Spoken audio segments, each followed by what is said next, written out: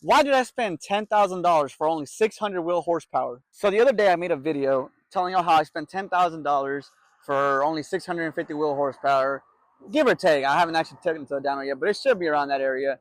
And a lot of you were giving me like questions as to why an LS7 would require $10,000 for 650 wheel horsepower.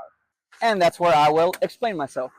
Before I get into any details of the car, quick backstory.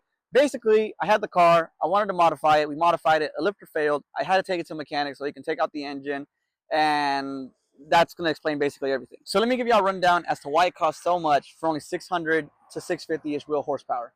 Ported MSD intake, Bayram Coulter intake, Texas Speed long tube headers, RPM B3 cam, 85-pound injectors. Now that's just to kick off the list. The real money happens right here. So I am a firm believer in if you're in there, might as well take care of what you can. And I did that. So while he had the engine part, I just went ahead and did the forged pistons and forged rods. That way, I can have it set for the future.